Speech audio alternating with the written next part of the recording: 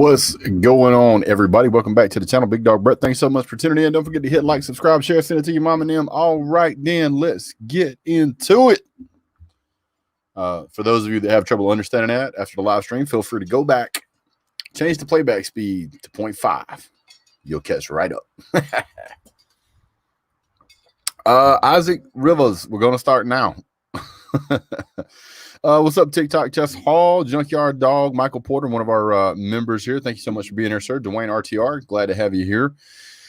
And all of those, what's up between the trenches? Thank you for also being a member, sir.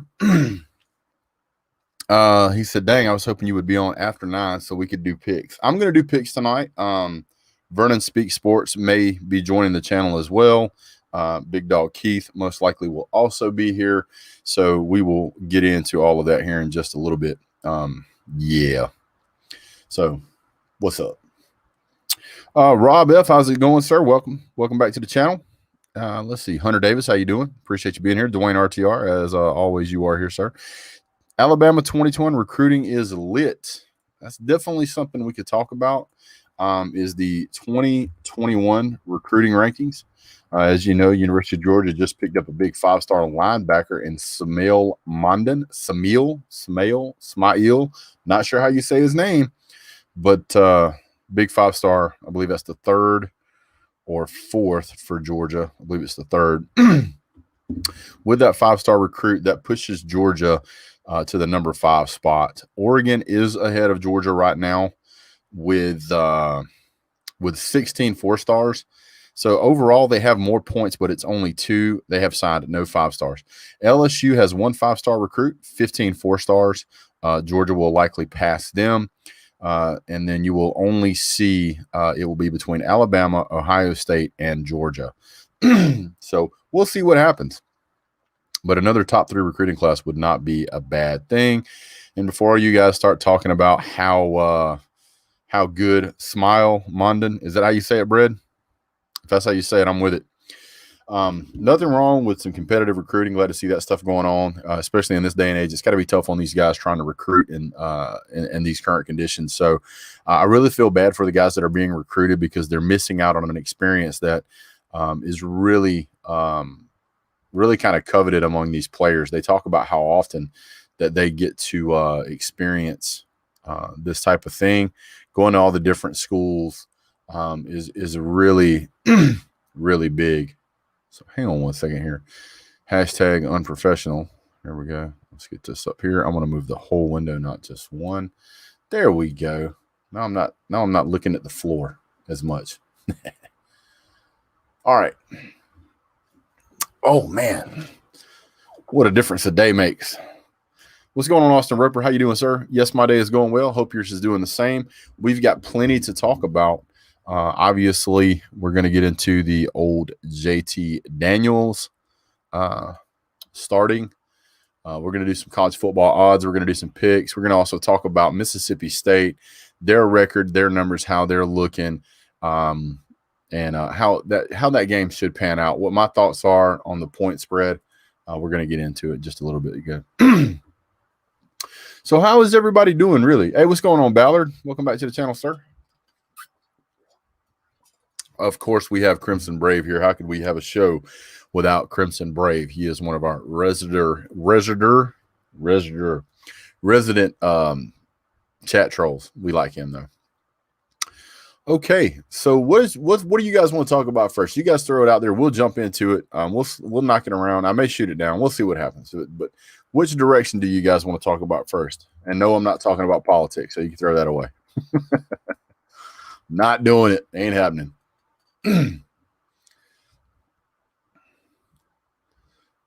Ooh, you got to be quicker than that. Oh, what's going on, Jackson Bates? JT is now starting. Looks like Kirby will take over and they will hand the ball off 40 times. I doubt it.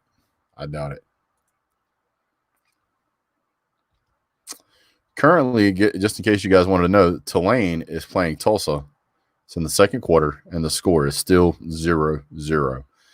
Real nail biter there. Shootout for sure. Really interesting. Of course, it's, tomorrow you got some games. We're going to talk about some more games there. Mac Jones is playing out of his mind. We're going to talk a little bit about that. Alabama 48, Kentucky 23.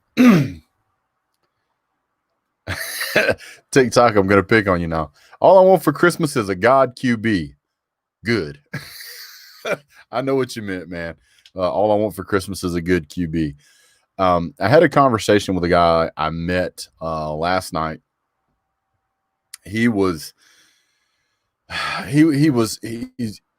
kind of upset a little bit about the quarterback situation. He wants to know why we can't have a season like LSU.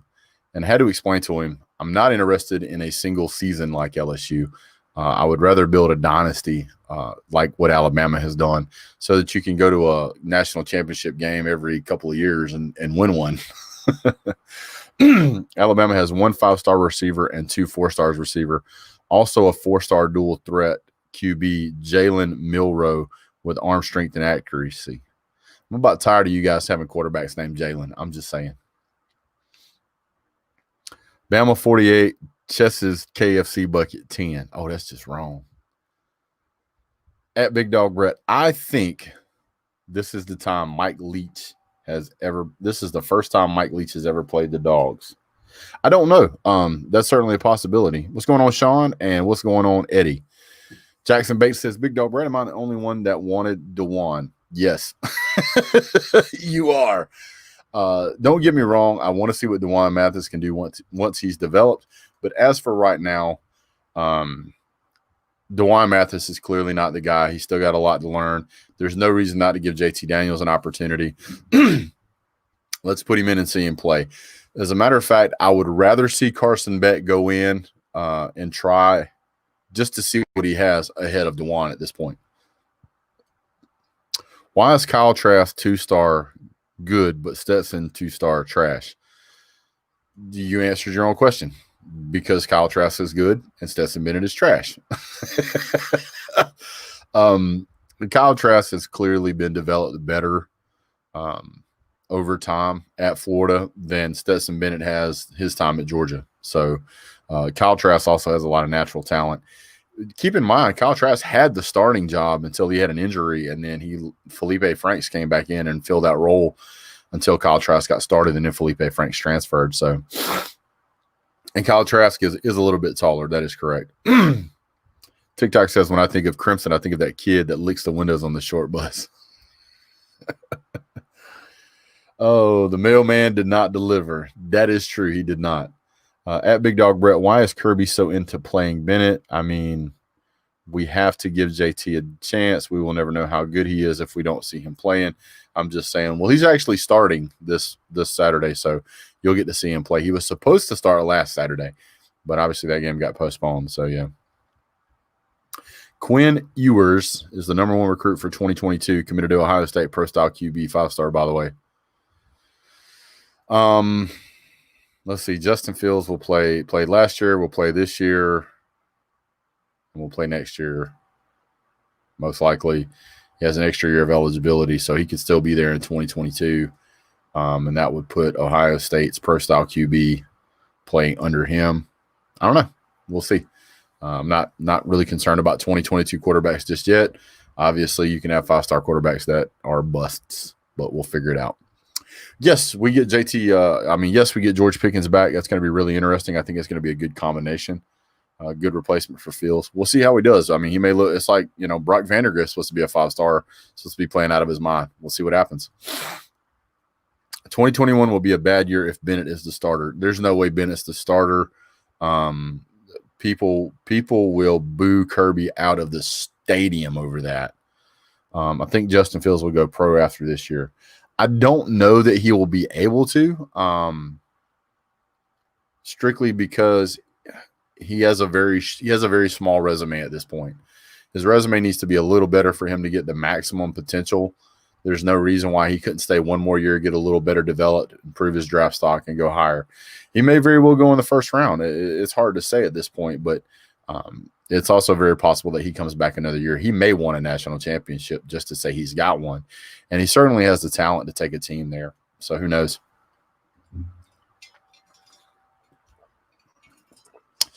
Arian Smith. I haven't jumped too far into that right yet. Give me just a second here.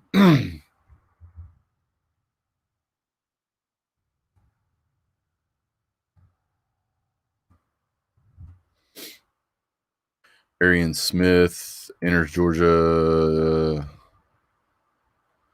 I don't know. I don't see anything on it. Georgia football injury report heading into Mississippi State. Rice played against Florida but appears off. Arian Smith, knee, the true freshman speedster, traveled with the team to Florida. It's been 2 weeks since then, so he's likely going to play. I would say if it's been 2 weeks and he traveled to Florida, he's probably going to play. Well, I'd love to see him. I'd love to see him get loose.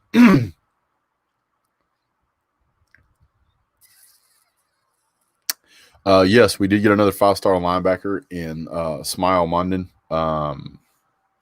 I don't know about linebacker U, but it's certainly beginning to look that way, isn't it? I mean, a case could be made. Pickens for QB if he can't sling the ball like he does. What does Water got a natty team? What are you talking about, Trenches? Speak a good English, man. I'm struggling over here. Be nice to your little brother, Clemson. Crimson. Did you hear about the OU tight end who transferred to Auburn? I did not, sir. I did not. Let's see here. Don't forget Big Dog Brett. We might be wearing black jerseys too. Yeah, that is something that has kind of been tossed around, but who knows, man? I would love to see the black jerseys. We really got nothing to lose at this point. 30 plus watching, smash the thumbs up. I appreciate that, sir. That really does help. I can't see how many people are in the chat because I've got my camera in the way, and my camera's right here, and that's like over the top of the monitor, and so that's exactly where it shows how many viewers are in the stream. So I don't really get to see that very often. That's why you see me leaning. Black jerseys are for display.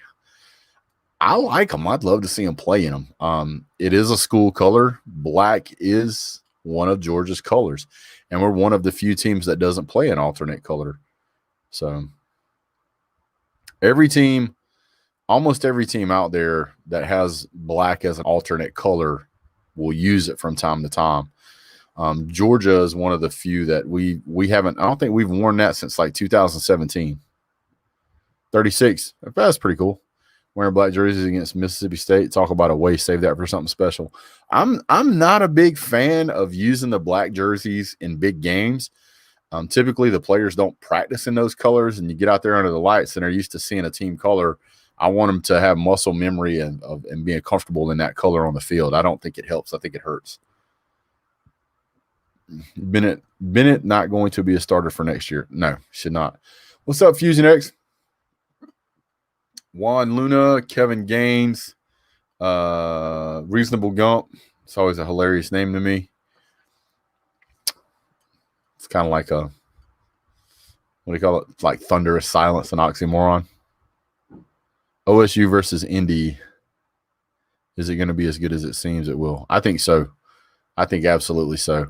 I think that when you see OSU versus Indy, I think that's going to be a slugfest. I really do. He said, you have to understand now Florida has a great chance of winning against Alabama. We're getting better. Lewis Seen is back, right? I don't know. I haven't seen a report on him. He's likely back. The type of injury he sustained looked like it may have been a concussion. If it was a concussion, he would have had enough time to get healed up and go through concussion protocol, get in 5 practices, and would likely be ready to go this Saturday. I'm going to laugh if Bennett is a starter. Well, the Kirby Smart's already said that it's going to be Stetson Bennett.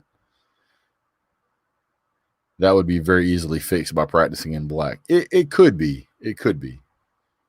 You think Nate McBride will ever start? I remember him being recruited and nothing since. I asked at one point if he had transferred because I hadn't even heard his name, man. Bennett is back in black. No, absolutely not. Not having it, man. Not having it. All right, guys. So just looked over and checked over the Mississippi State University's COVID-19 announcements. I don't see anything pertaining to the football team there. I see some stuff about them canceling the Lyceum series and the performing arts and student activities.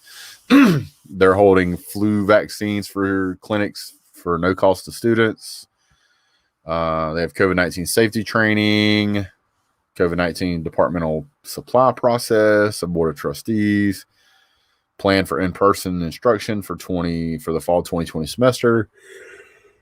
That's pretty much all I see on their page. So I don't really think that they're going to be. I don't really think that they're going to be having any issues. Maybe they're a little short, but I think they're going to have enough people to play. They didn't play last week, so they were supposed to play Auburn last week and didn't play them at all.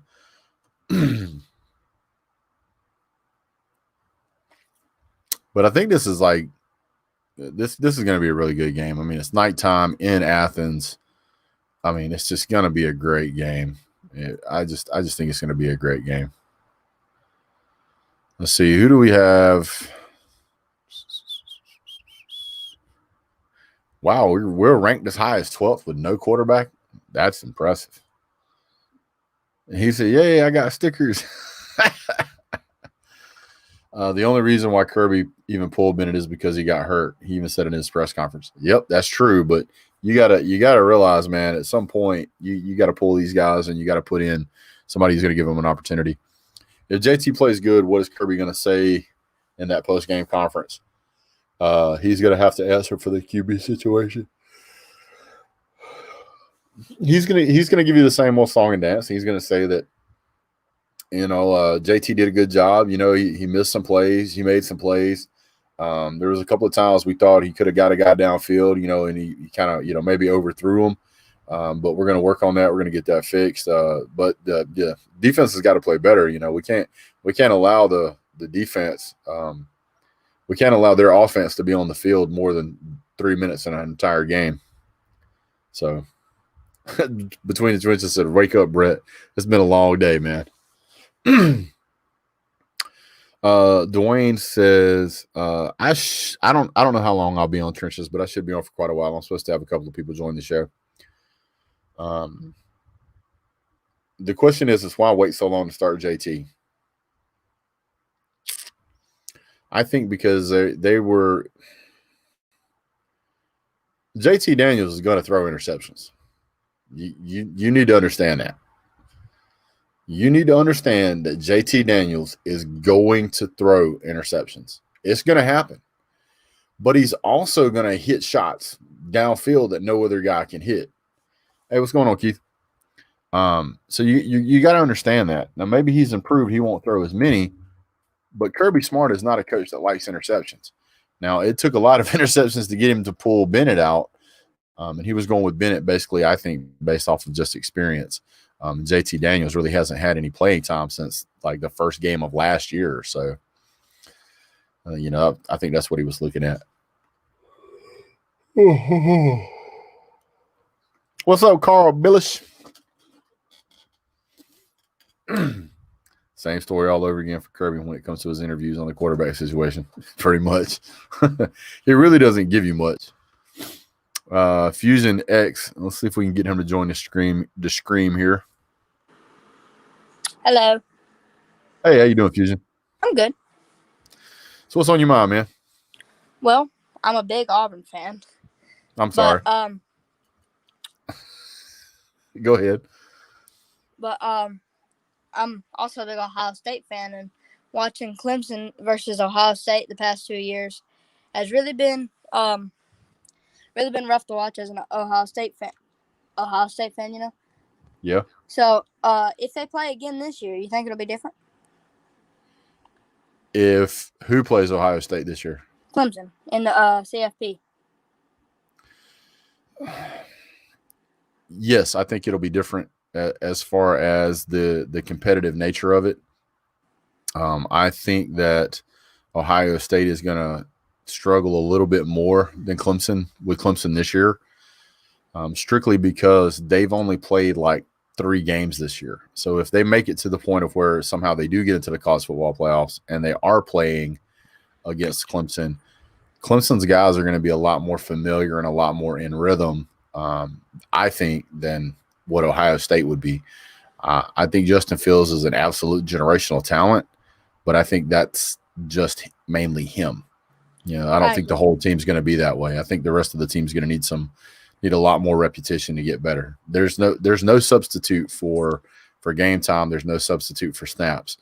So the same team that you were playing, look at it this way: the same team that Ohio State played last year, by the time that you play them this year, Ohio State may have played 5 games, maybe 6. Clemson's going to have played 10 or 12. I mean, it's basically like playing 2 seasons compared to what Ohio State was going to play. So those guys are going to develop as they go, and they're going to get better and better. And I think that if they both grow at the same rate, which is reasonable to assume, Clemson's going to have outgrown Ohio State. That's definitely a valid point. But you think they'll bounce back and either destroy or just make a better game out of Notre Dame in the SEC? Are you talking about Clemson? Yeah. Playing the same team in a season is one of those things where a team rarely beats the same team twice. Statistically, it's like 85% of the time the other team wins. Like one team wins the first game and the other team wins the second game. I mean, that's what happened with Georgia and Auburn a couple of years ago. I think that whenever you have played a team, you kind of know what to expect. It gives you a chance to build a better strategy. When you're playing a team like Clemson and you've got Brent Venables and you've got Dabo Swinney, 2 of the smartest minds in college football, I think it's going to be really difficult for Notre Dame to repeat that same kind of performance. They struggled at times against Clemson, in my opinion. And on top of that, they're going to have Trevor Lawrence back. Now, people say, oh, well, Ugalala or whatever his name is. Yeah, he threw for 400 yards. Okay, well, my opinion is that if he could have thrown for 400 yards, the resident coach, the resident player is going to play better, right? So if Stetson Bennett could have went in and thrown for, let me put it to you this way. If Joey Gatewood could have went in and thrown for 300 yards, I'm pretty sure that Tua Tagovailoa, if he'd have played for the same team, he could have went in and thrown for 600. So True. I don't think that's a valid, he threw for 400 yards. Are you telling me he got everything he could? Are you telling me he got every yard he could have got? I don't think that's the case. I think that it is a matter of that guy did good, but Trevor Lawrence would have done better. And in a game where it's that close, a guy who's going to do better is going to seal the deal. That's just my opinion. So now whenever they go in and play, they're not playing the same quarterback they played the first time. They're playing a different quarterback. And so when you're used to drawing up, you're looking at what's going on. You're like, okay, well, we got to play Trevor Lawrence. Trevor Lawrence is going to do much better. Just my opinion. It's a good opinion. I agree with that. Is BYU legit? You think BYU as a college football playoff contender? Hold on a second here. I got some mic problems here. You good? So one more time, what was that? Do you think BYU is legit as they seem right now? No. You think they? I've been seeing this on ESPN. Is BYU and Indiana in the college football playoff contender decision, or are they going to be in the top 5 at the end of the year? And I think, I just think there's more dominant teams. I feel like if they played a legit SEC team or like a legit, like not no Arkansas team for the SEC, but I mean, if they were to play someone like Auburn or Texas A&M, I feel like they wouldn't be as good as they have playing their own conference.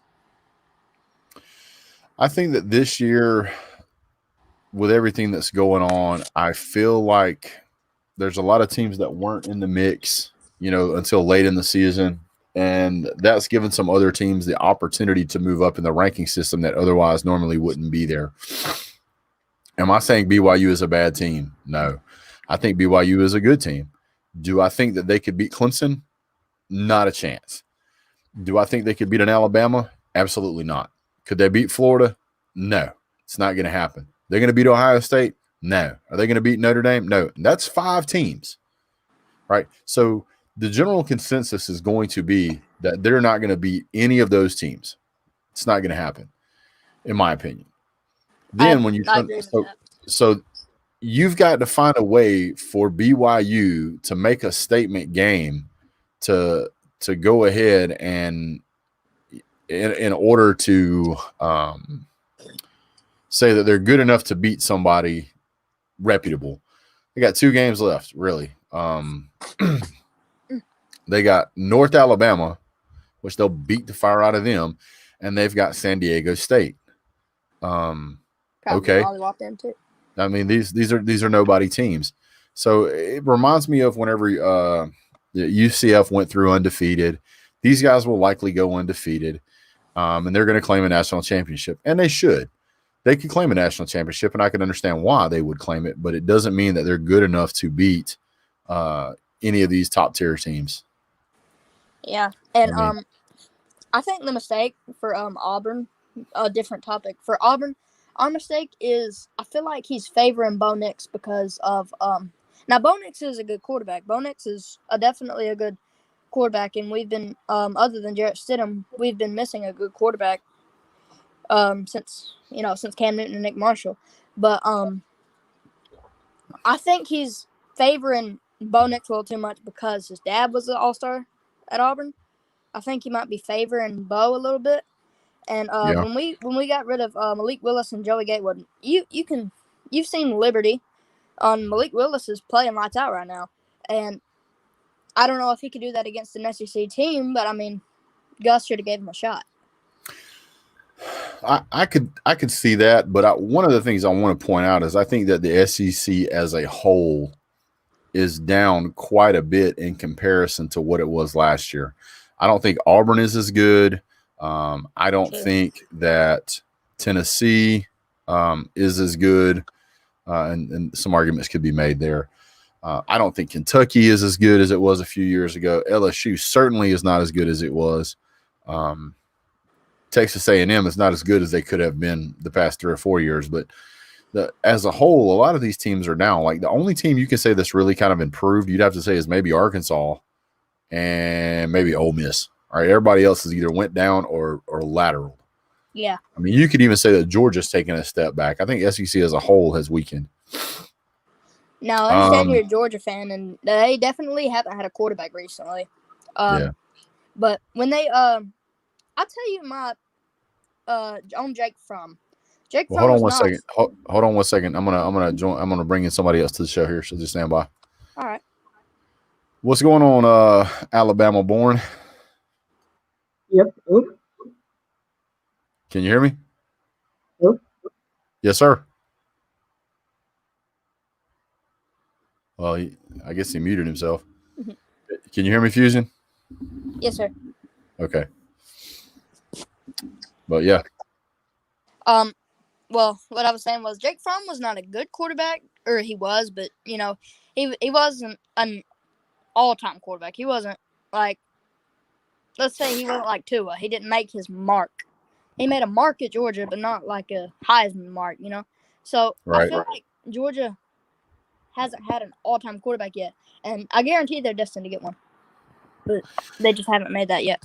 Well, I think it's a law of averages. You got this much talent, somebody's going to be good. So we'll have to just kind of wait and see. Yeah, I'm excited to see JT Daniels start against Ole Miss. See what they can do. I think it's going to be interesting. I think it's going to be a different kind of offense. I think this is going to be more of a Todd Monken style offense than what we've seen previously. And because of that, I feel like you're going to see a lot more throwing down the field. But, I think a lot of Georgia fans are probably going to get the wrong impression from JT Daniels because they're going to expect him to be Joe Burrow. And they're going to they're going to make it hard for him to live up to the expectation. That is true. Hey, what's up, Alabama born? Did you get the fix, man? Yeah. What's going on, man? Yep.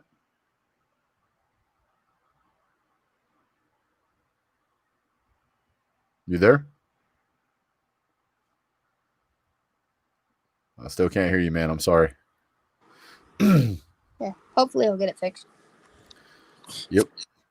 All right. So let's see if I don't know if Keith's going to join the show or not. I was going to go over some stuff with him if he was. You think Mac Jones is the next Joe Burrow? If he's not, he's close.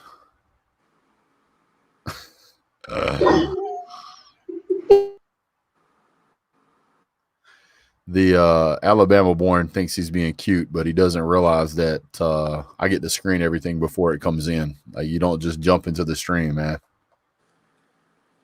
And I'll go ahead and ban you now. Well, so thanks for having me on the stream. Yeah, man. Appreciate it, man. Definitely an honor. Oh, anytime, man. Anytime. Also, score update: Arizona and Seattle are playing tonight. Yeah. And Seattle was up 7-0, but it's first quarter, so. There you go. Yeah. All right, man. Have a good night. All right. Oh, sorry about that. I kicked him off a little too quick. Didn't mean to. So yeah. What's up? What's going on, man? You can. I think you can turn your mic. I think you can turn your camera on tonight. It seems to be working okay.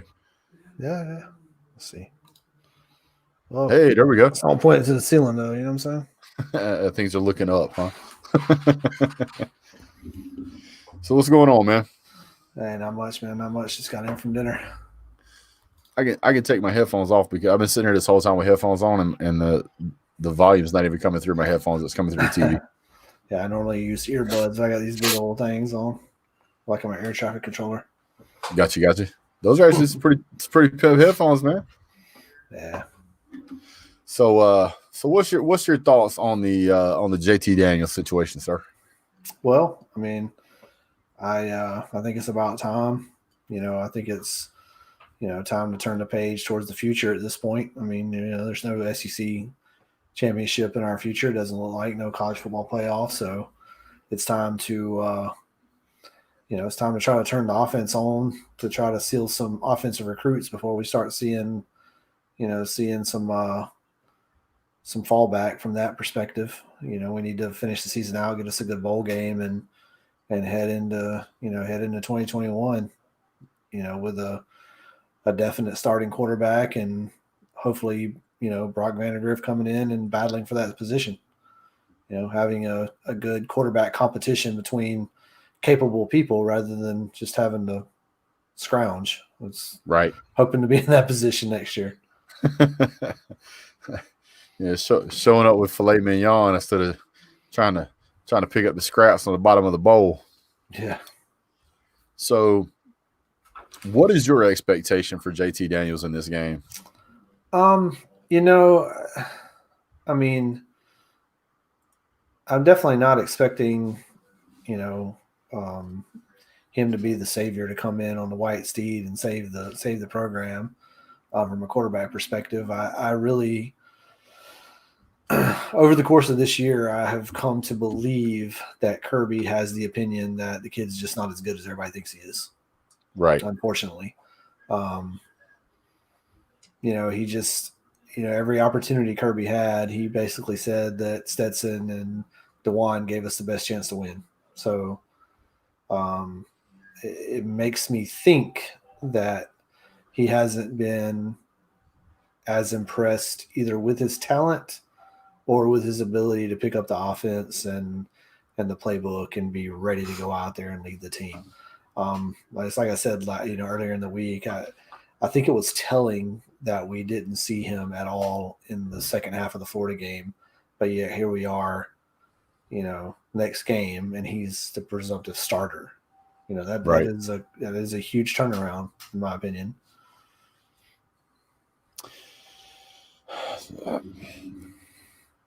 Well, as I've said before, I think Kirby Smart has really painted himself into a bit of a corner. Yeah, definitely. I mean, if he goes out there and lights up the scoreboard, everybody's gonna be like, "Well, why the hell did we sit on this?" And if he's terrible, it's like, why are we Georgia and don't have a damn quarterback? I completely agree. One of the things that I'm looking at is the only caveat he could give himself would be to say, yeah, we would have liked to have played JT sooner. Yes, he was cleared by his doctor, but we put him out there. It just didn't seem right. We weren't quite ready. Watched him play on it, and it didn't really feel comfortable, and we don't want to put our players in a position of making them feel Like they have to play when really they're not ready. So this was a decision that was made by both us and JT. And now JT feels like he's comfortable and ready to play. So, he's our best weapon. So we're going to use him. That's the only out that he has. Yeah, I hear that. And my response as a logical thinking person is if that's my kid that's out there and you're so afraid of his injury that you haven't given him a single snap in the season, in a game up to this point. And, like I said, let's go back. Let's forget about the fact that the Missouri game was canceled last week. This same narrative that we have right now was what was going into that game. He was practicing with the ones. Everybody figured he was going to be the starter against Missouri before that game was ever canceled. And so what happens in a week's time to determine this kid's not healthy to take a single snap to all of a sudden he's healthy enough to start the game? If it's a health issue, in my point, if it's a health issue, the logical thing is to not start him. It's to go with who's been playing, get JT into the game, get him some snaps, get him some playing time, but not be the starter. If it's a health issue, you don't go from not being able to take a single snap to being the starter in a week if it's a health issue. That's my opinion. This really smells as Kirby saying, "The hell with it. Let's just put this guy in." And see what happens. I think he's terrible, but let's put him in anyways. That's what it looks like, man. Yeah. Well, I got said to what we're seeing. It's basically him saying, "I think the dude sucks, but let's see what he can do." All right, so hold on one second here. I got BB Martin in the back of the studio due to some shenanigans that have happened in the backstage here before I've brought people on screen. BB Martin, I'm going to need you to write me a comment over here in the chat box so I can see what your YouTube name is. Because whenever you enter the studio, you can put any name you want. But unless you put something over here in the chat so that I know who you are, I'm not going to let you in the studio. Because there was some people that were putting up some, let's just say, mature rated content in the back of the studio here, which I could see. But I'm not going to let you on this. I'm not going to let you in the studio until I know who you are. I recognize almost every single name in my chat bar on the right. I take great pride in knowing who watches my show on a regular basis. And if I don't recognize you, I'm not putting you in the stream. There's just too many people doing silly things for that to happen. But what I was saying about JT Daniels, I think that JT Daniels is going to go out there. I think the reason JT Daniels wasn't working with the ones and twos is because they believed him to still be injured at the beginning of the season. JT Daniels goes out. Stetson Bennett goes out and saves the game. And see, now, BB Martin is trying to put adult radio stuff in the back of the studio right now. Yep. It's okay, man.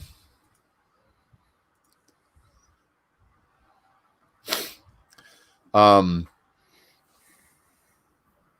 think that whenever Stetson Bennett came out and he recovered that game as well as he did, it was a flashback to Jacob Eason and Jake Fromm, where we have one quarterback who could not play for either injury or just couldn't get it together, and then you put another quarterback in and he pulls it together and looks really good. And so he probably felt pretty safe and pretty comfortable with that. Couldn't go with JT Daniels at that time because of injury at that time. May not be injured now, but because of injury at that time. And then as it moved forward, so much playtime had been given to Stetson, it was pretty difficult to just throw in JT Daniels. At one point, when Stetson really began to struggle, they switched in DeJuan Mathis, and DeJuan Mathis continued to struggle. So then Stetson gets injured, so he comes out. DeJuan goes in, and now it's like, why in the world didn't we put Stetson in? And I don't know why. To me, that was head scratching as to why we didn't put in JT Daniels at that point, which leans me to believe that it was possible for him to play, but maybe the coaching staff didn't feel like he was ready because he hadn't had enough snaps with the ones and twos. Now, that being said, I think JT Daniels, has had 2 weeks now with the ones. I think it would probably be extraordinarily difficult for Stetson to come back and take that position away from JT Daniels just because of how Kirby Smart tends to coach. I think it's very interesting how different he is approaching the quarterback situation this year versus where in years back whenever we were getting our teeth kicked in at LSU and we didn't play Justin Fields at all. I think there has definitely been a progression in the assessment of how to handle quarterbacks in a game by the coaching staff at UGA. Yeah, I mean, it's starting to become kind of a meme that, Kirby doesn't know how to handle quarterbacks, and that maybe that's true. And, if it is, then maybe we should give that responsibility to Monken. You know what I mean? Let's figure out what we got to do here because, the way I look at it is, I'll give us the Alabama game. That was still a little early in the season. Maybe JT wasn't 100% healthy. And, that was a game we could afford to lose, honestly, because Florida had dropped the Texas A&M game. We could afford to lose the Alabama game as long as we went out and, everything was still in front of us. But in that Florida game, the way that it went, you had Stetson, even if you're not a fan of just yanking Stetson, that game, he got hurt. We don't even really know the extent of that injury. I think it was probably a little worse than they even let on. But the fact that we didn't see JT in that game is telling to me. I mean, it's kind of wild. I think back to that game was important for this season. That was a must-win game. And I think back to Clemson, Kelly Bryant, Trevor Lawrence's first year. They have a quarterback in there that is 5 times the quarterback Stetson Bennett is. But when they felt that their season was, not going the way that they wanted it to do, they took that kid out. They put in Trevor Lawrence, the 5-star. That's our future. That's where we're going. And that's where we're going to finish our season with. And we're going to live and die by this guy. And and that's Dabo Swinney. That's a national championship caliber coach making a championship caliber move to go with the guy that's going to lead your team for the future. The fact that we didn't go to JT in that game, and now a week or now 2 weeks removed, he's going to be our starter. I don't know, man. I think Kirby is in a lose-lose situation. Well, I think he was in a lose-lose situation the moment we lost Jamie Newman. No matter what you do. I mean, no matter what you do at that point, it really everything falls apart at that point. Jamie Newman walks. The fact that we even took on the JT transfer with Brock coming in, with Carson Beck coming in this cycle, with Brock coming in next cycle, I'm still not unconvinced that Kirby knew about Newman going to opt out months ago. Yeah, I agree with that entirely. I mean, why did we even bring JT Daniels onto campus? I think the reason we brought JT Daniels onto campus is because there was so much uncertainty at the quarterback position. I think that we went out and we got store brand Cam Newton, and then store brand Cam Newton told Kirby Smart, he's like, look, I'll sign on for right now, but if I can find that my draft stock is going to be high enough, I'm going to opt out. And then, that he decided that's what he wanted to do. I think that's why Kirby Smart went ahead and got JT Daniels, because when the JT Daniels things popped up, I was like, what in the world are we getting him for? Now you know. Yeah, and I hear the draft stock thing, but where the hell is Jamie Newman going to get drafted in this draft? I mean, let's think about that honestly. I mean, the fact that he didn't play this year, this is the same year that Trevor Lawrence, the same year that Justin Fields is going to come out. Is Jamie Newman really going to go that high to opt out of the season? I mean, who opts out of the season? If you're going to be a top 10, top 5 pick, maybe. But if you're borderline first round, do you opt out of a season? Well, that lends the question that maybe he wasn't confident that he could beat out JT Daniels, because he didn't decide to opt out until he didn't make it official until JT Daniels was on board. Yeah, exactly. And I'm sure he went back and he watched the tape and he was like, wow, this guy's pretty good. if I ride the bench here, this is going to screw up my NFL draft stock. And so he's like, you know what? I really don't need this. Yeah. I may go a little later in the draft than what I could, but I'll still go to the draft, and I'll take my chances there. I think that's what happened. Yeah, I really think the Jamie Newman story, I think there's way more to that story than we know of from him and from the program. I'm not convinced that we may never find out what happened there. Yeah, but yeah, everybody in the chat, yes, Kirby is definitely feeling the pressure with the quarterback situation. I mean, he's got to get this figured out, or else. I mean, I don't want to say it. I don't want to make the hot take here, but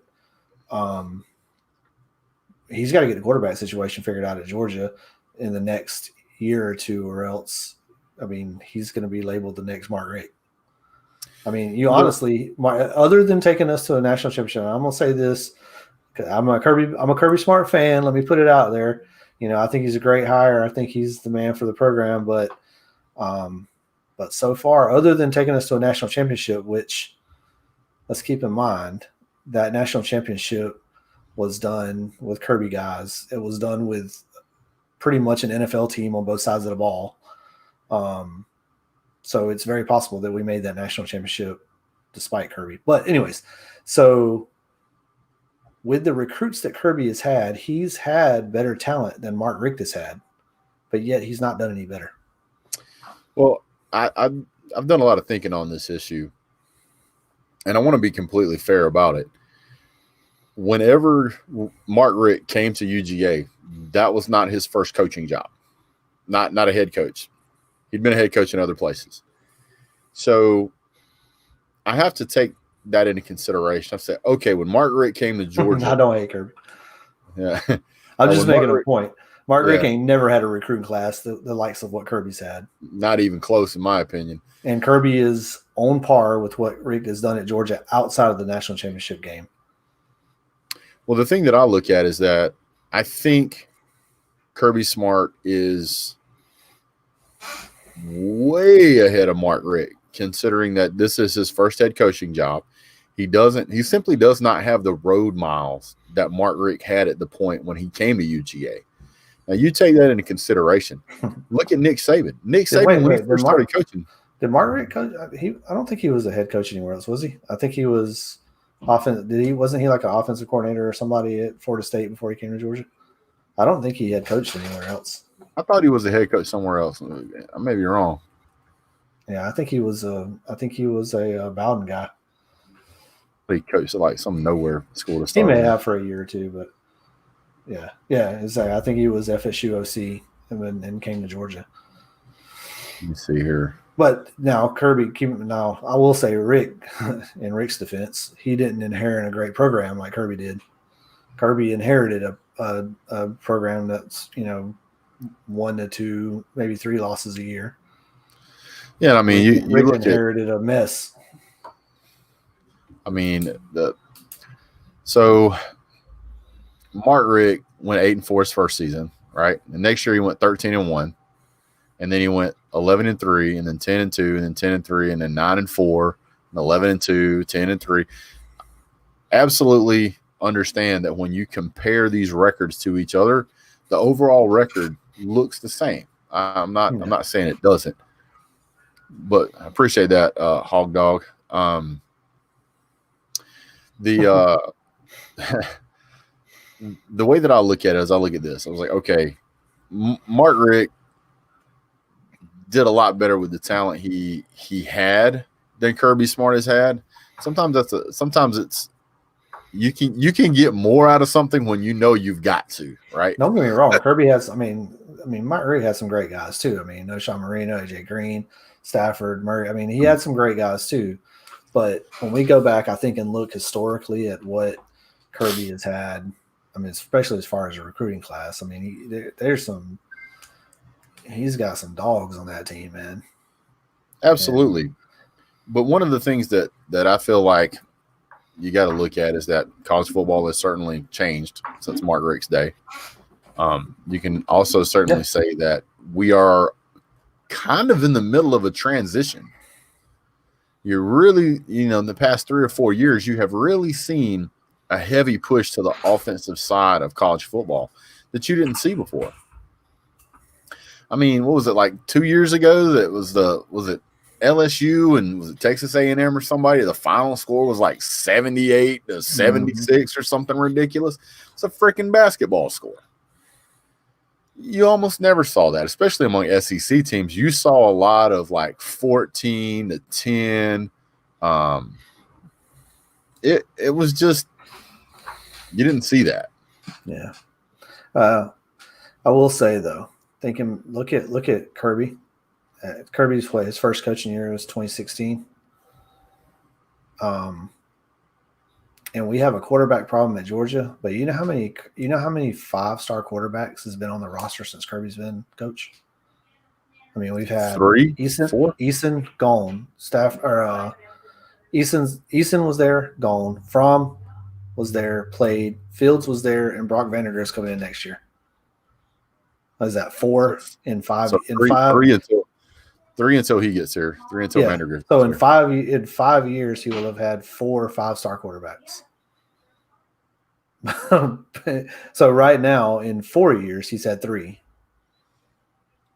I mean, what other coach? I mean, I would dream to have that as a coach. Any other coach in college football would dream to have that. Okay, Fromm was a 4, so I was thinking he was a 5-star, but yeah, Fromm was a hot 4-star. Yeah. So, but even still, I mean, the talent is crazy. I mean, that's even worse though. So if you take Fromm was a high 4-star, but you take that, the 2 5-stars we let walk. I mean, and both of which are going to be drafted in the first round of the NFL draft. So let me throw some interesting stats at you real quick, just to be fair. Let's talk about one of the great legends at UGA. Let's talk about Matt Stafford. Now, Matt Stafford, in 2006, as a freshman, what do you think his completions percentage was? Stafford, if I remember correctly, as a freshman, it wasn't all that great. I mean, it was probably he's probably in the 55 to 60% range. I don't think he lit up. If I remember correctly, I don't think Stafford really lit up everything. It was when Stafford went to the combine that he really, really impressed everybody. Well, he was good. He said he put some numbers on the board now. As a freshman, he threw for 1,750 yards with a 52% completion rating. Right. In 2007, he had a much better year. He threw for 2,500 yards with a 55% completion rating. And in 2008, which was his best year, he threw for 3,459 yards with a 61% completion rating. Now, if you compare that to, let's just say, I don't know, Trevor Lawrence, or compare that to Kyle Trask or Mac Jones, you compare it to any of those guys, these numbers look like garbage. Yeah, I mean, if you remember correctly, I mean, I remember back when Stafford was at Georgia. Yes, he was a great quarterback. Everybody loved him. But at no point, and maybe I may be off base here, I'm pulling this completely from my own recollection. I do not remember Stafford being the quarterback at Georgia and people talking about him being the first pick in the draft.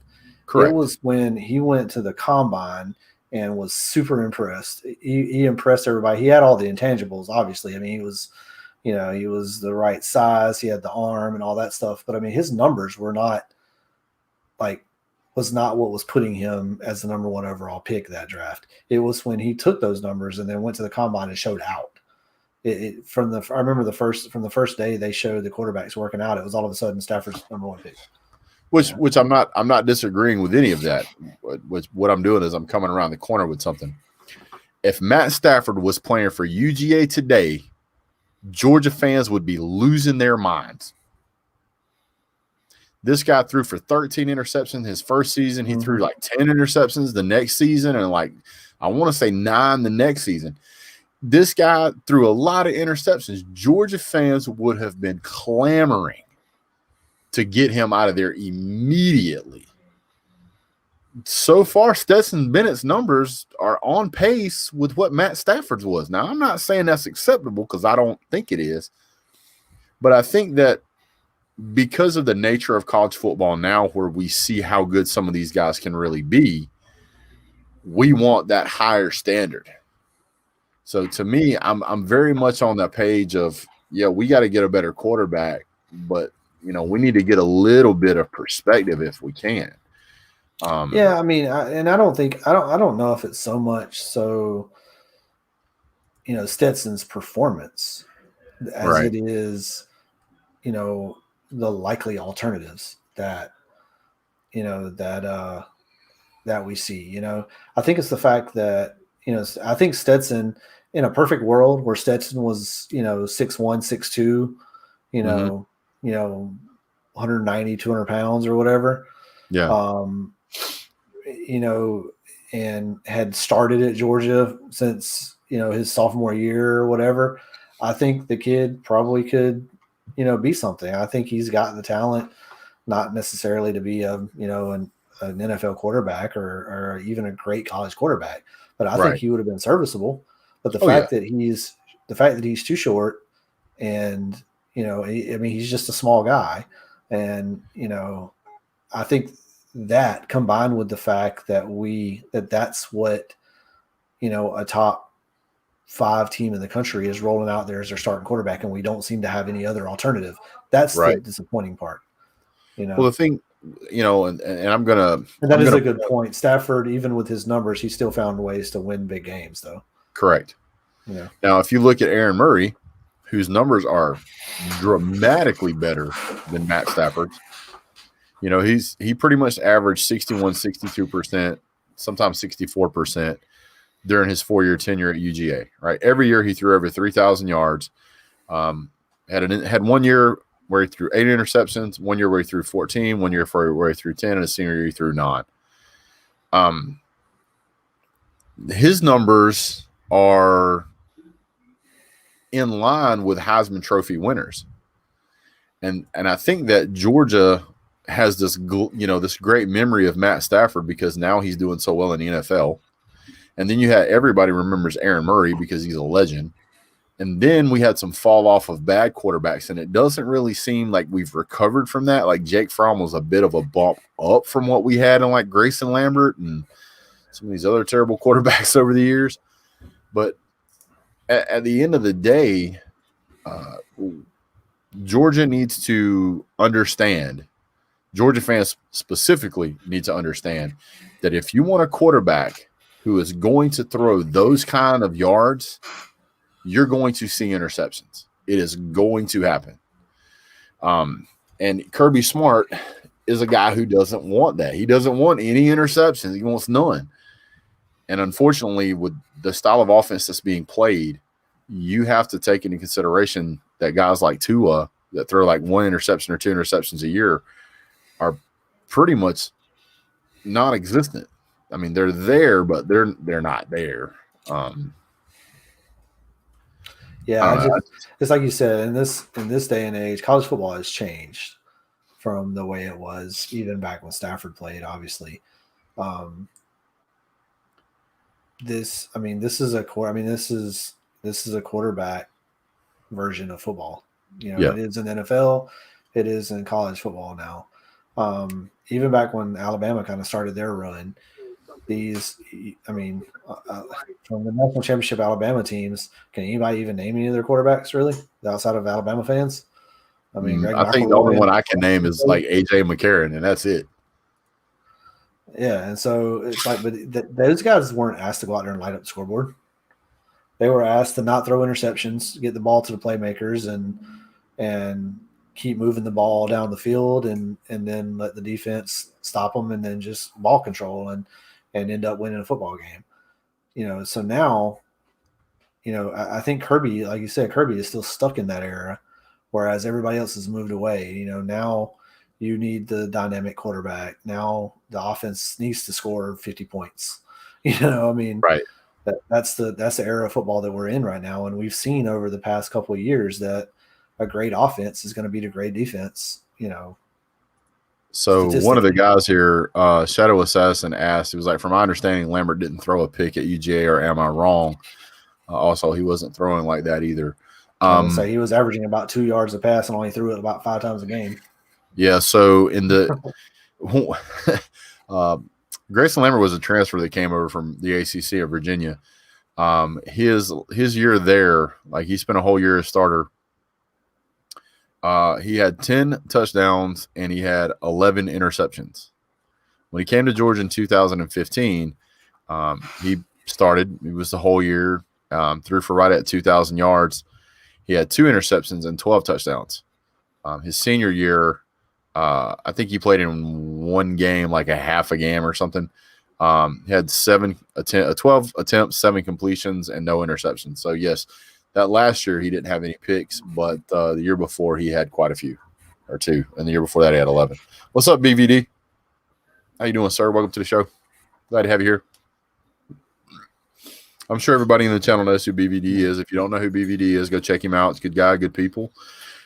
He has I won't call it a variety show, but his show wanders all over the place, and they have a very vibrant crowd in there. Go join that show when you guys get a chance. He streams most nights around 8 o'clock.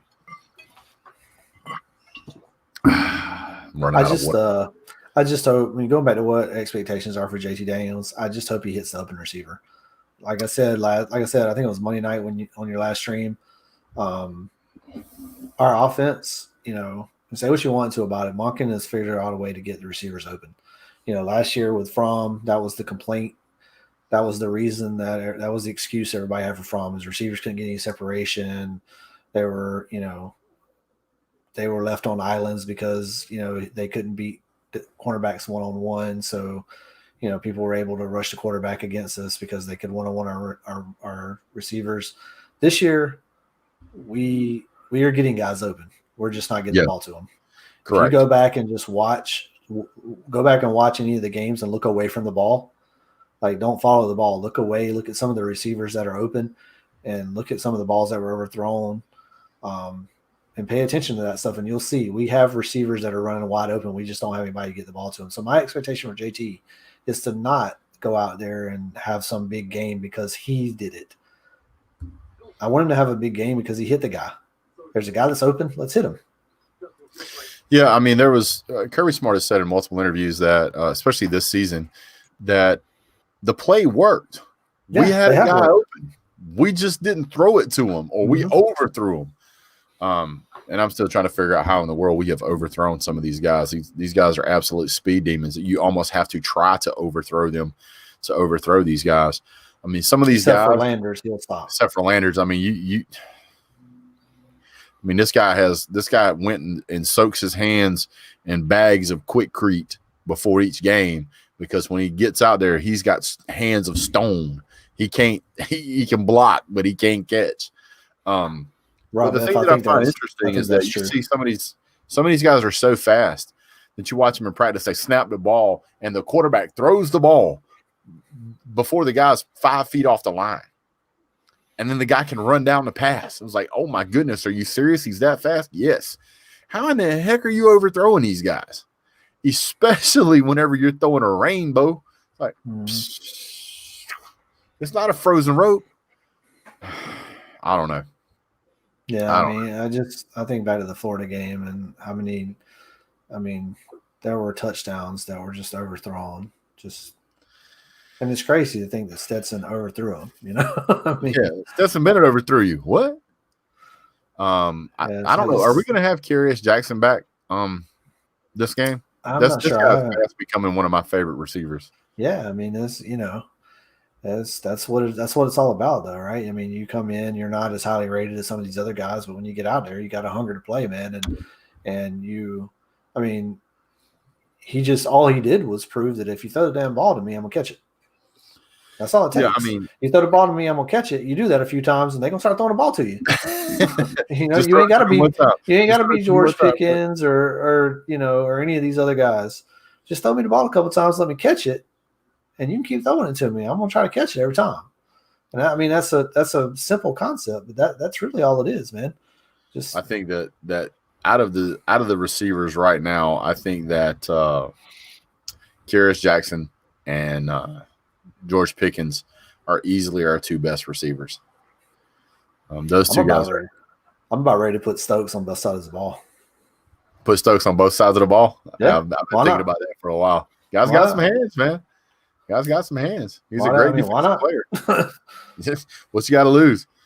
I mean, we're hurt on receiver at the moment, right? I mean, I think Burton's still out. Roseman Jack Saint's hurt, and he ain't coming back. I mean, that was a gruesome injury. Man, hate to see that. That dude's. Can somebody please tell me? Can somebody please tell me what happened to Tommy Bush? Yeah, I know. Yeah, have I even seen him on the field? He's played in one game, I think. I don't know. It's just I mean, the injury bug has hurt us, and so that's definitely a factor for sure. But hold on, I just found something. How did I miss this?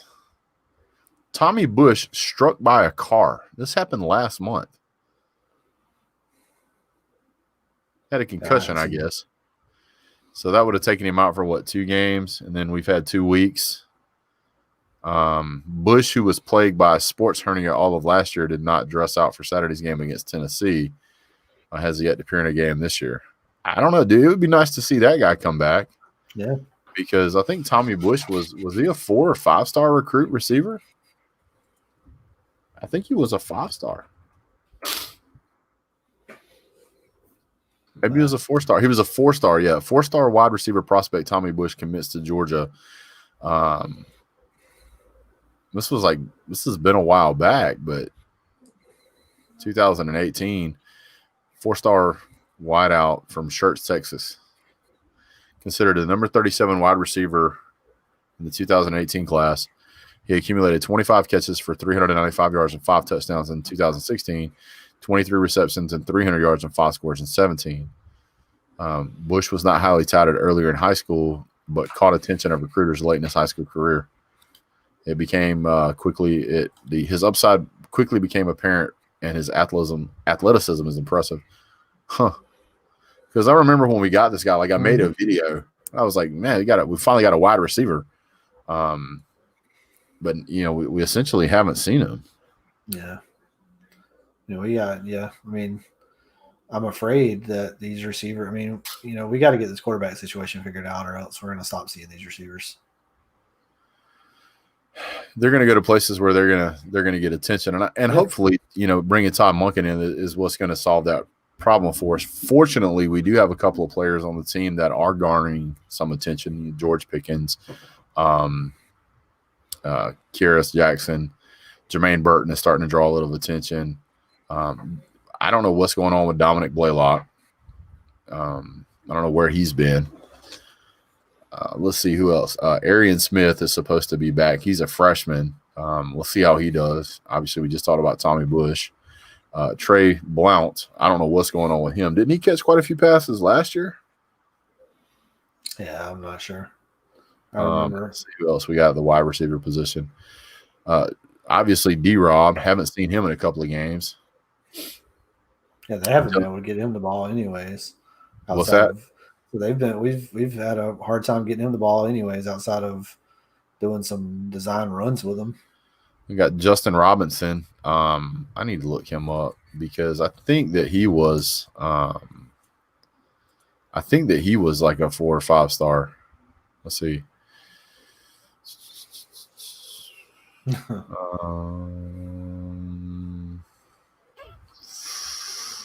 I don't know, but he had 748 receiving yards and 12 touchdowns in his junior year in high school.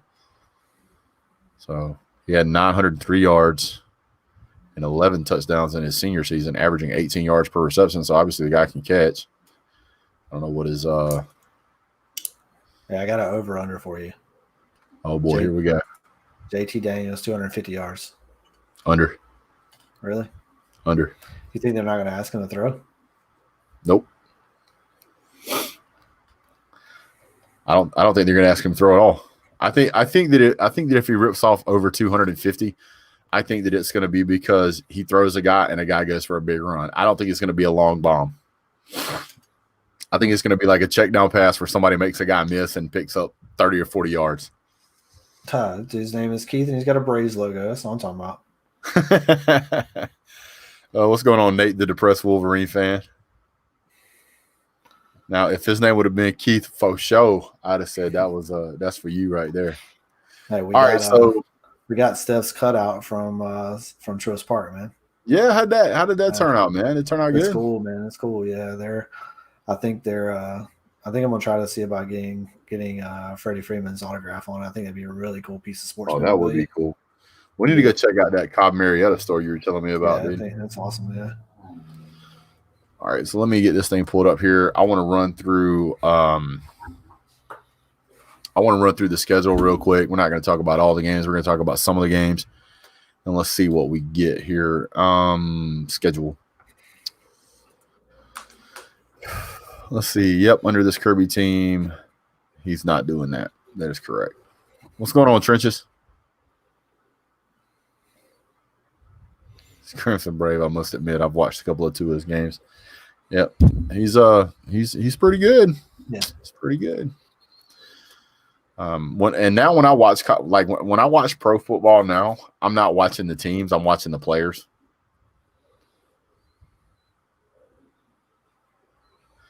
Aaron Murray was good NFL career and great career at UGA. Oh wait, never mind. Aaron Murray did go pro. He played for I think it was the Chiefs. Louisville. Went Louisville, and then it was Kansas City Chiefs. Yeah, it goes on their practice squad, I think. And then he went to Philadelphia, and I think he was there for like a month, and then he ended up going to Louisville. And then I think that after that he went to the AAFL something, and then now looks like he's going to play in the XFL. So I would say that's a pretty impressive career pro. I don't know a lot of guys that can, if they're not good, that can stay with it that long. I mean, he's just not great. So yeah. All right. So let me pull up the schedule here. See, tomorrow is Syracuse and Louisville, believe it or not, at 7 p.m. What do you think about this game? You have any thoughts on that one? Which one? I'm sorry. Syracuse and Louisville, 7 o'clock tomorrow. I mean, I'm listening. I don't know. I mean, that's one of those games. I mean, I don't even keep up with either one of those teams, man, to be honest with you. I think historically, I guess Louisville would be the team to root for. I don't even see that game. Are either one of those guys ranked? No, that's an unranked ACC game. I mean, I think Louisville wins this game easily. I haven't really watched either one of these teams this year, unfortunately.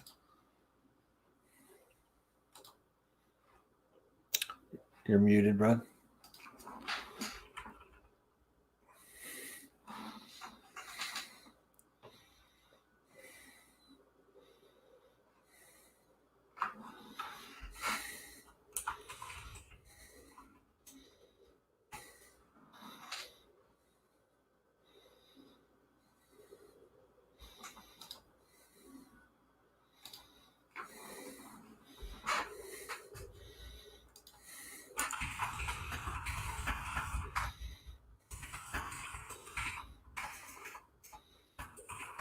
I can't hear you, bud. You're muted. I don't know if you can hear me.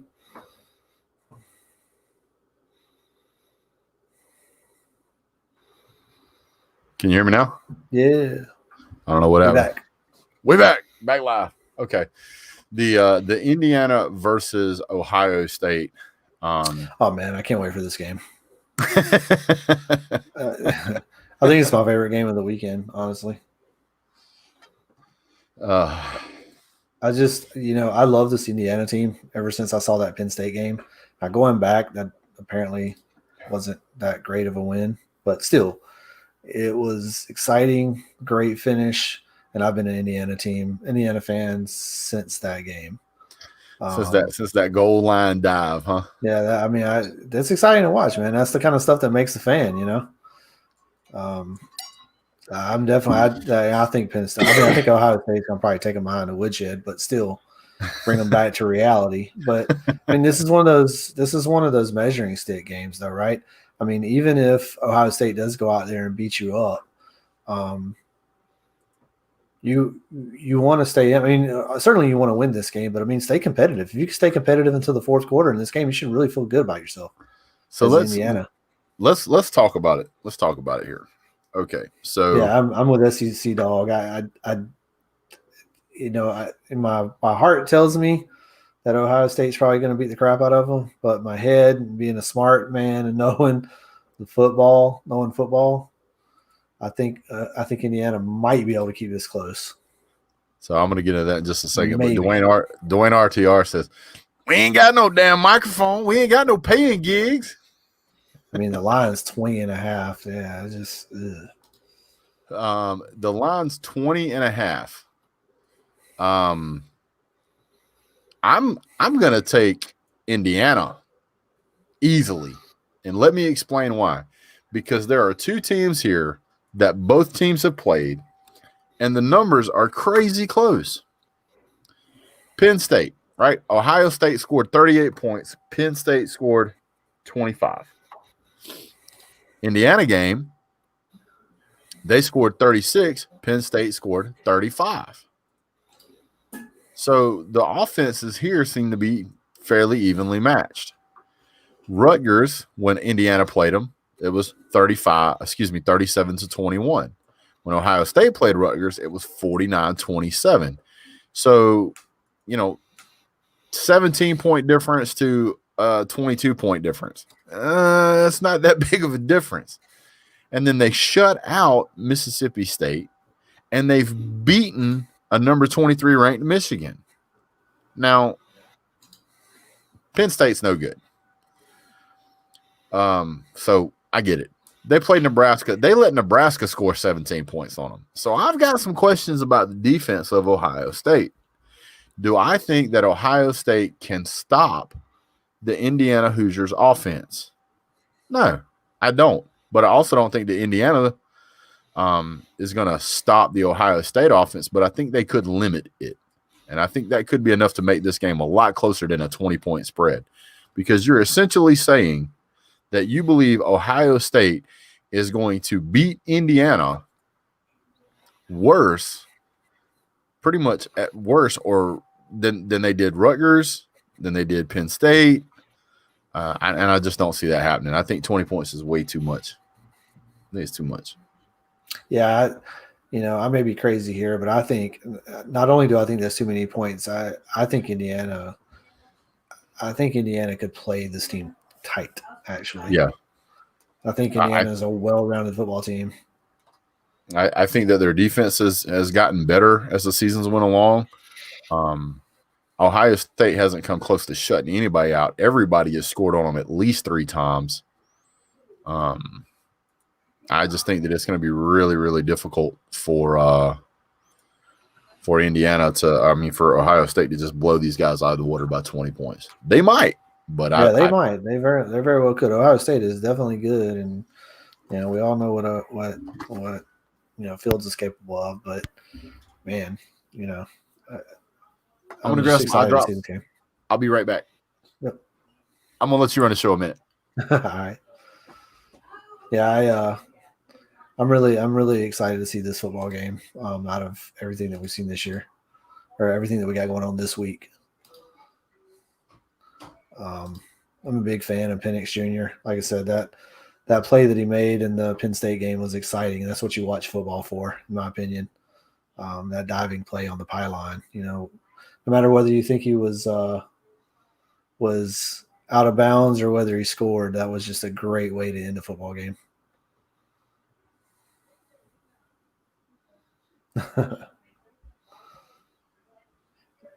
Yeah, I'm loving Penix as well, Tyler. He's definitely somebody to root for sure.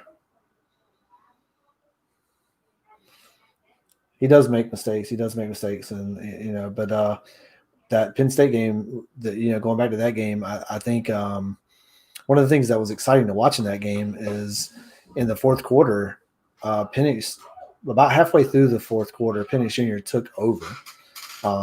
I mean, he single-handedly took that game over, and brought Indiana back into that game, and scored I think they ended up, if I remember correctly, they had to score score a touchdown and a 2-point conversion at the end there to bring it into overtime, and then in the OT they went for 2 as well to seal the game, which great play from their quarterback, but also that shows a coach that's got confidence in his team, and that's scary. That's a scary combination when you got players that can play to that level, and then a coach that believes in his team to play to that level enough to call that, to go for 2 right there and seal the game. That was exciting to watch, and I'm really looking forward to watching this game this weekend. See what else we got going on this weekend.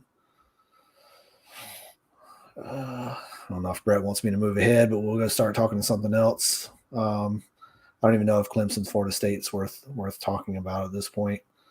I hadn't kept up with this, but chat, is Trevor in this game, or has he got to sit this one out too? Does anybody know if he's going to be starting this game?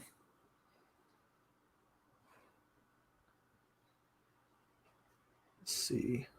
He is playing. Okay, cool. I see the line is 35.5 for Clemson, Florida. I moved to the Florida State game. Brett. Gotcha. So what's going on? What are we talking about?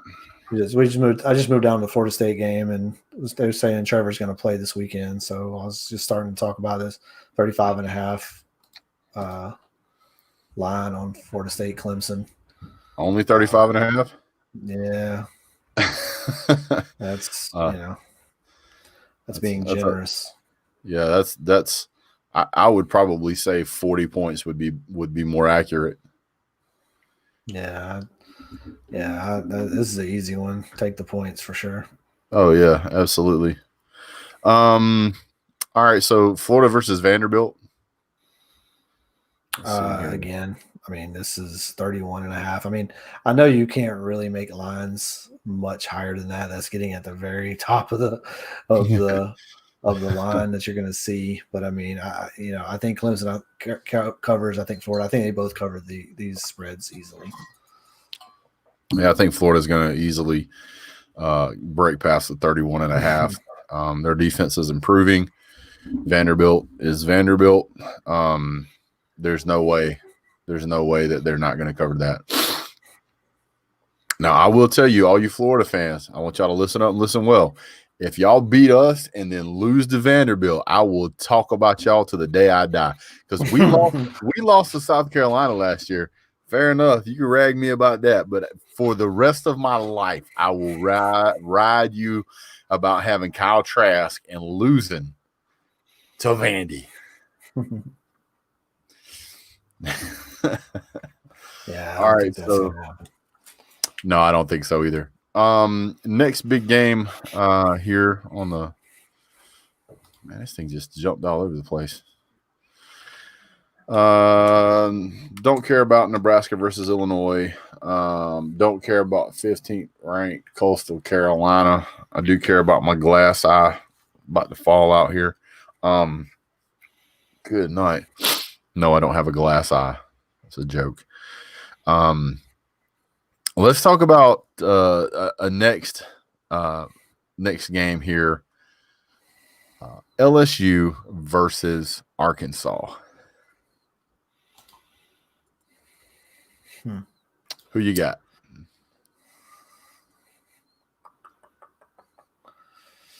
Ooh, this is a coin flip game. I'm going with Arkansas, man. I'm gonna go with the fact that that team that they're turning around. I'm gonna take Arkansas, man. I like the turnaround, and LSU is not doing anything impressive to even make me think that they might be able to win this game.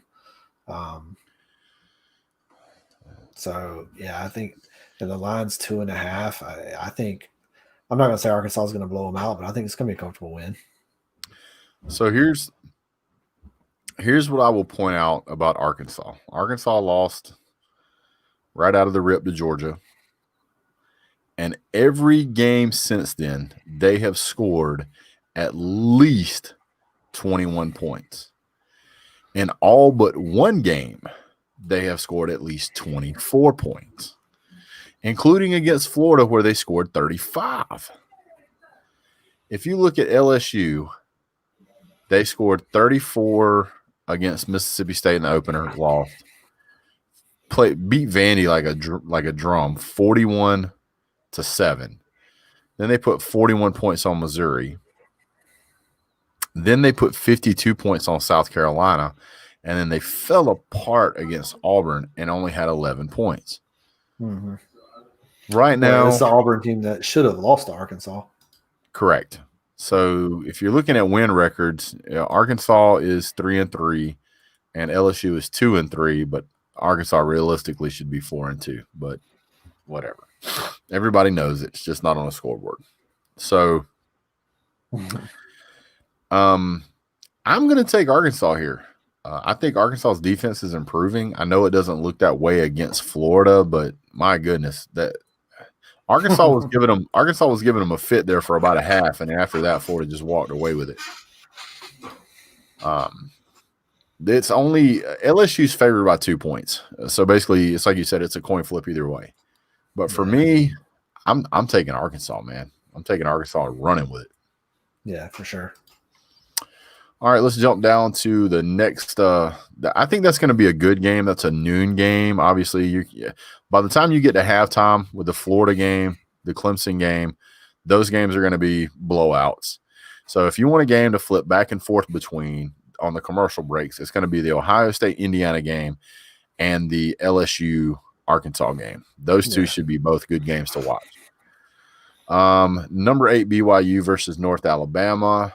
I didn't even know North Alabama had a team.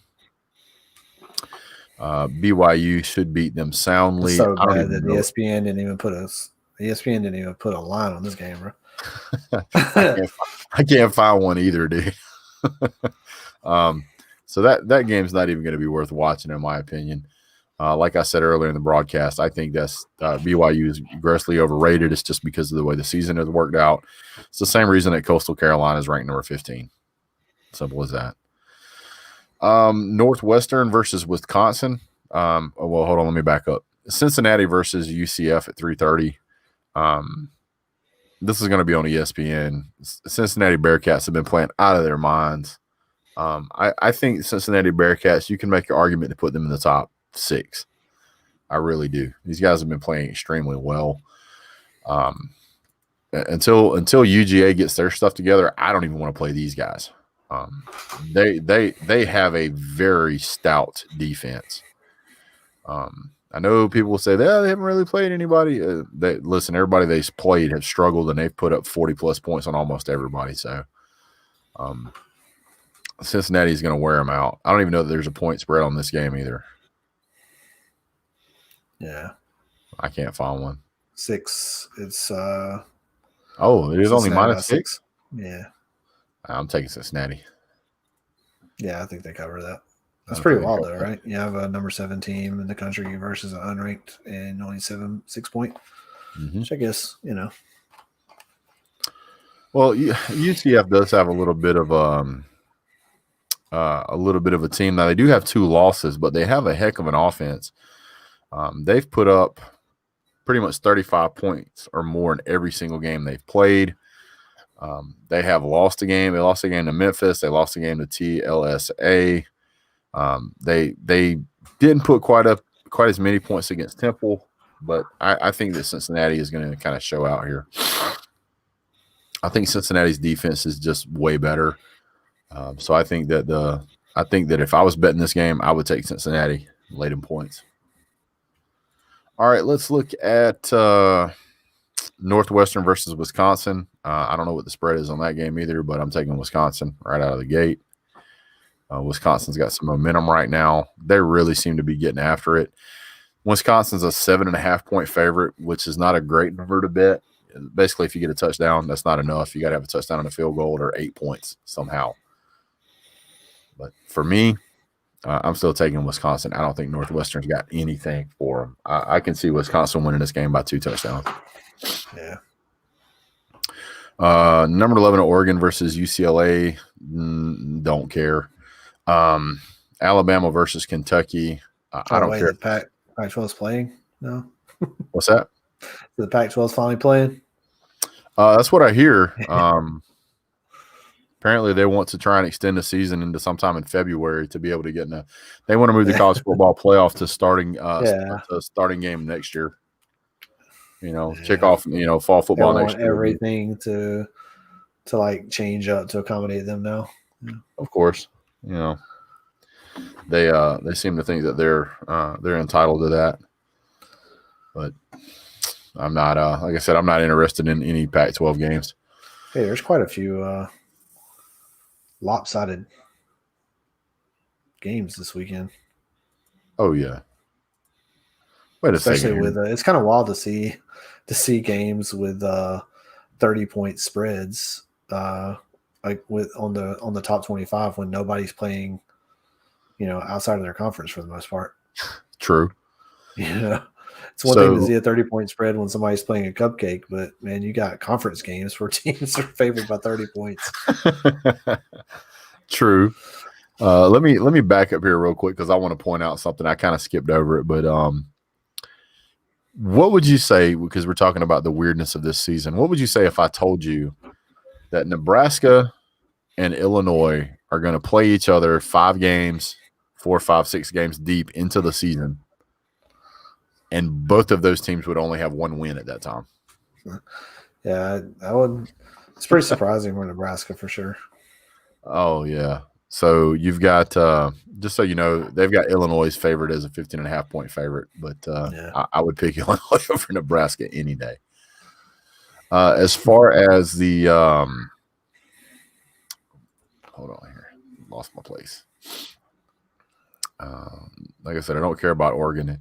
The Alabama-Kentucky game, Alabama is favored by 30 points. Yeah, that's a blowout game. Considering I think it was it last week or week before last, they didn't score a single offensive point. Is that right? Or was that the week before? Who's that, Kentucky? Yeah. Yeah. Let's see. Kentucky scored. Actually, Kentucky beat Vandy last week, 38-35. Was the Mississippi? No, I'm thinking the wrong. I guess I'm thinking of the wrong team. Never mind. Excuse me. Shut my mouth. I think that Kentucky's just going to get demolished in this game. I think Alabama's going to steamroll them. No problem. Sure. They may start out a little bit lackluster, and then they're just going to run away with it. Mac Jones is kind of hitting his stride for the season. He's comfortable. He's doing well. So if you want to make some money, bet Alabama on the money line. That's a joke. Okay. Let's see here. Iowa State, Kansas State, don't care. Auburn versus Tennessee. I do want to talk about this game. Yeah, this is one of those games where you hope that they play to a 0-0 tie.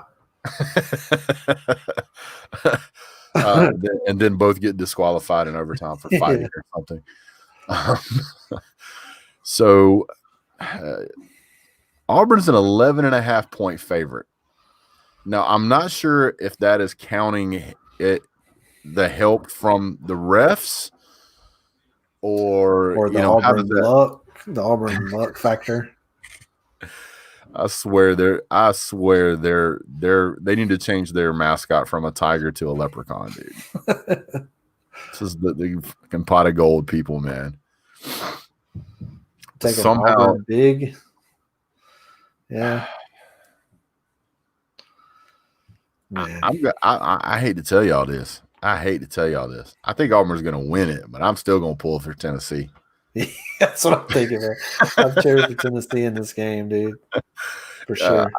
I am going to. I'm gonna put a big T on my garage door for Tennessee for this game.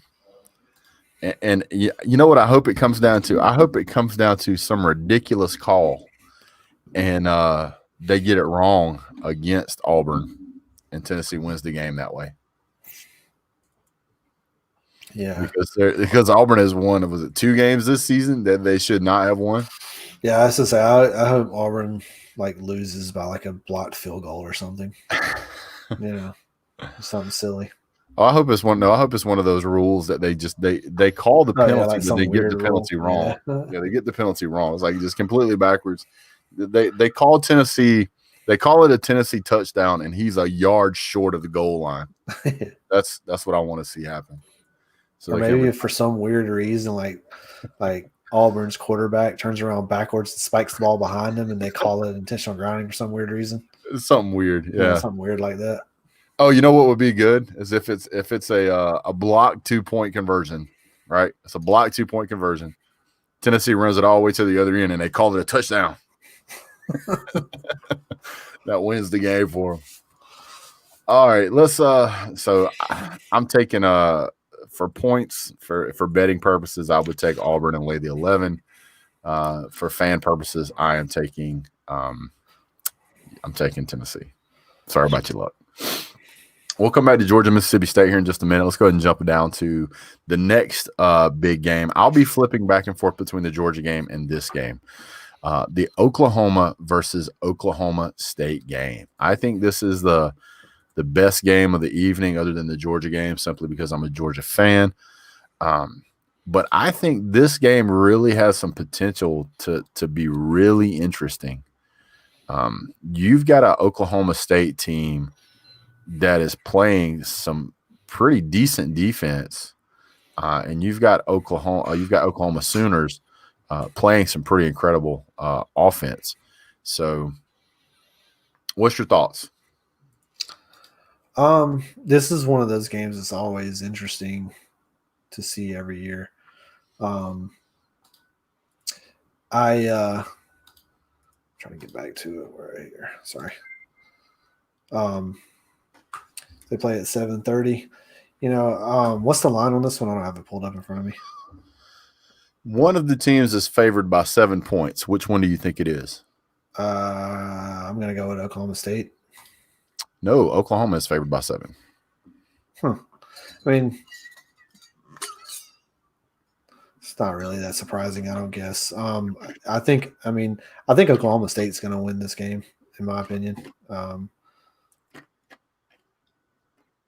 Let's see. Sorry, my computer is acting crazy here. Speaking of which, I need you to build me a for real computer for my studio. You probably got enough spare. You probably got enough spare parts around there to build a Starship Enterprise. For those of you who don't know, I'm gonna tell you guys a little bit about Big Dog Keith over here. This guy can blindfolded build any kind of computer, anything you want. I mean, he's like the MacGyver of mastermind Hannibal from the A-Team, make a plan guy for when it comes to computers and troubleshooting that stuff. So he's probably, like I said, he's probably got enough hardware. He's probably got enough hardware in a closet somewhere to build a Starship Enterprise. He could probably build data if he put his mind to it. Yeah, I've been doing it for a while. Yeah. I'm like Crimson Brave. I think this game is another one of those coin flip games. I'm not a big Oklahoma fan, so I'm rolling Oklahoma State in this one. Yeah, I'm with you on that. Another one of those games where it could go either way, but I obviously cannot root for the Oklahoma Sooners. Yeah, I just can't. I want Oklahoma State to win just so I can say "boom, mother, yeah" at the end and throw my visor in the air. I just want to do that one time. So that pretty much knocks out the games with the exception of Georgia, Mississippi State. We'll get in it in just a second. The postponed games, I do want to run through those real quick. At least a few of them. Texas A&M versus Ole Miss is I thought that would have been a good game. Miami versus Georgia Tech. Anytime I can watch somebody beat the fire out of Georgia Tech, I'm good with that. And Marshall has been looking really good as of late. They would have played Charlotte. Texas, ranked number 22, would have played Kansas. That has been postponed. Those games are the only ones I really think would have had any kind of implications. Louisiana, ranked number 24 against Central Arkansas, has been flat out canceled, and the rest doesn't matter. All right, so let's get into the Georgia versus Mississippi State. What's your initial thoughts on this? I see the lines at 25.5, and I mean, my fandom says we're going to cover that, but man, I don't know. I honestly have no idea what our offense is going to look like. I mean, I wouldn't bet this game. I'd stay away from it for all sorts of reasons. I mean, I don't feel comfortable about a 25-point line in the point in the season and the situation that we're in with injuries, with our quarterback situation. Now, hell, we could go out there and win. We could go out there and win by 35. I just don't know. But all right, let me be that guy. Let me be that guy. Who in the hell thinks Georgia's going to win by 24.5 points? Yeah. Where did you get this information? You must know something I don't know, because we only beat Arkansas by 27. We didn't beat Auburn, but by 21. We only beat Tennessee by 23. There was a 17-point gap between Georgia and Alabama, and we lost. We only beat Kentucky by 11, and we lost to Florida by 16. We scored 28 points against Florida. We scored 14 against Kentucky, scored 24 points against Alabama. We haven't scored more than 28 points since Tennessee week 3, and which seems like 5 years ago. So who in the world is coming up with this number? If I'm a betting person, I'm taking Mississippi State. I'm just give me all the points, because Mississippi State has scored. They didn't score any points against Alabama. Okay, fair enough. They scored 14 points against Texas A&M, and they were ranked number 11 at the time. They didn't score any. They didn't score an offensive point against Kentucky. I get it. They scored 14 points against Arkansas, which was pretty decent for Arkansas, and they scored 34 points against LSU. If they come out and they hang 14 points on the board, Georgia has to go out and score 39 points just to cover. If Georgia screws up twice, we throw 2 interceptions, we throw a pick 6, and they actually get a touchdown, that's 14 points. You got to help me out. I think here. they're averaging about 14.5, 15 points a game.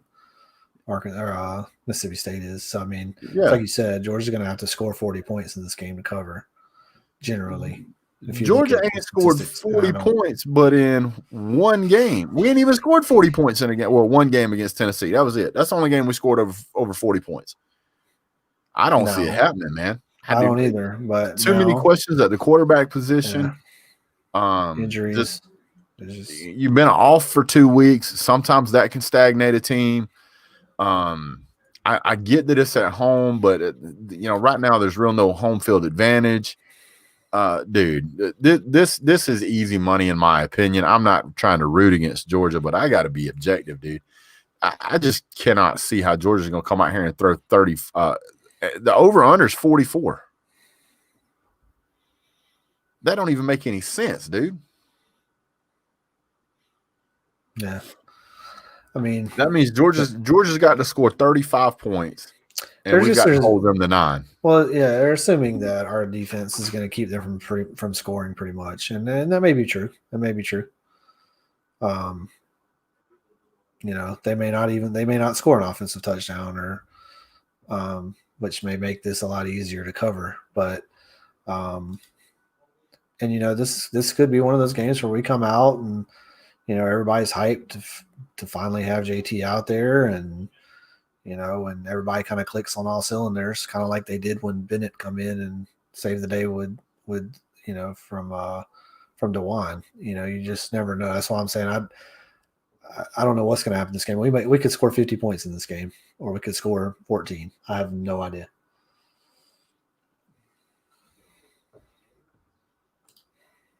You're muted again, bud.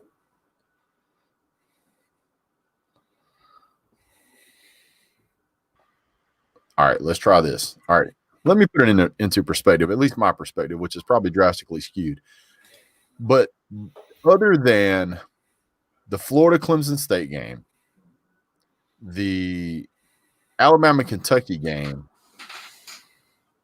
and I think that's it. Oh, and the Clemson-Florida State game. Clemson-Florida State, Alabama-Kentucky. That's the only two games that have higher point spreads than ours. Both of those teams have Heisman Trophy candidates. Yeah.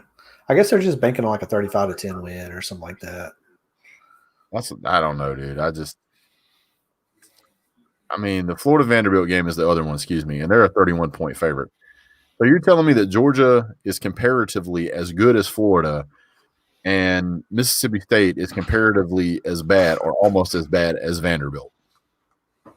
That's tough. That's tough for me to swallow. I'm not saying that Mississippi State's not bad. I'm not saying that. Yeah. But man, there's just too many unknowns in this one to even speculate or even try to place a bet. It's just, yeah, I'm hoping that Georgia, hits a stride this game. And like I said, we start hitting open receivers because, I mean, we hit open receivers. And hell, if you just go back to the beginning of the season and we hit open receivers, we would have scored, probably, a few more touchdowns than we have. Put it that way, a few more touchdowns than we have. We realistically left 14 to 21 points on the board with the offense by not throwing the open receivers, and I know for sure we left a pick six on the board because Webb dropped it. Yeah, Webb would have caught that ball, he'd have been gone. So BYU is favored to beat North Alabama by 48.5 points. I couldn't even find that line, Blake. Yeah. I don't even understand that. Yeah, I don't either. Well, it's done. It's done rolled around at 10 o'clock. So without directly talking about it, since I've got you on here, have you come up with any ideas for what we talked about earlier? Not any that I'm ready to discuss yet. Okay, we'll figure that out as time goes by. I want you to rake up some of them computer parts you got there, and I want you to build me an R2D2 for a studio computer for stuff you got laying around. All right. Oh my goodness. Well, guys, it's about time for me to take my Geritol. I got to take my Boost energy drink before I go to bed here. That way, and what's that other one? That glucosamine. Getting old. And been up. Tomorrow, guys, I'm gonna make my hype and hate video for Mississippi State. You guys will see that come out. I don't know what time it'll come out because I'm not very organized. I'll be honest with you. I kind of get stuff done as I can get stuff done rather than when I should get it done because I'm that guy. Hey man, we got regular day jobs, you know what I'm saying? Yeah, I love y'all and everything. I love y'all and everything, but I got a job. I got other folks that call me in the middle of doing stuff. That's why I do my stuff at night, man. It's the only time I can do it. I don't see him in here, but Celine Driver, he does like a day show in the middle of the day. Like sometimes I'm here working, I can get him on. But how many people we got in the stream right now? Let's see. 34, 35, something like that. Oh, that's pretty good. We'll take that. Really appreciate you guys being on, man. I know we kind of get off into some stuff from time to time, but it's a great opportunity to have you guys here. I really do appreciate you. Please, if you've made it this far, go ahead and hit the thumbs up. When the show's over, if you see it later, come back and just drop a quick comment of what your score predictions are for your favorite game or for the Georgia game, whatever you want to do. And don't forget to share. That really helps the channel grow the most. Otherwise, I have to depend on YouTube putting me in a recommended category, and sometimes that's difficult to do. Again, it just really, you guys are the ones that help grow the channel. If you're watching this and you're not subscribed, you guys probably hear this a million times. If you're not subscribed, please go ahead and subscribe. That helps the channel move up in the recommended section. Mm-hmm. You don't have to turn the bell on and get a bunch of notifications and all this stuff. But even if you did, you'd only see like 3 videos a week from me. But just share the video, social media, wherever you guys traffic. We appreciate you guys there. Thank you guys so much for tuning in. Again, thanks, Keith, for being here. Always provides great content. We really appreciate him joining the show. He has a unique perspective to a lot of things that a lot of us no miss. problem. So it's good to have him on. I appreciate you having me, man. Enjoy it. Yes, sir. Anytime, every time. Be great. Don't forget to hit like, subscribe, share, send it to your mom and them. You guys have a great day. God bless. Go Dogs.